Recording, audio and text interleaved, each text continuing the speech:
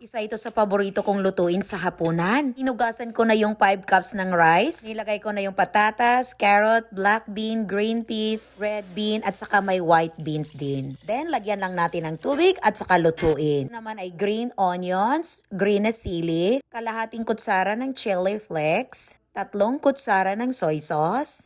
Pwede nyo rin itong lagyan ng konting sugar, 1 kutsarang sesame oil, at sesame seeds. Tinikman ko medyo maalat ito kaya naglagay ako ng 1 kutsarang tubig para hindi masyadong maalat. Gusto nyo maglagay ng sugar? 1 teaspoon lang po ilagay nyo. Luto na yung kanin. Sa pressure rice cooker ko ito niluto. Ayan, patikman ko na kay Jiwan. Konti lang muna yung hinain ko kasi mamaya na daw siya ulit kakain. Nilagyan niya na ng konting sauce. Konti lang muna ilagay nyo baka kasi maalat.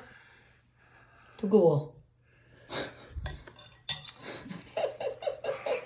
Ayan, ang init, tas kinain na niya. Gusto nyong maanghang, gochujang yung ilagay nyo at hindi yung soy sauce. Try nyo na rin, masustansya na at madali lang ihanda. Annyeong!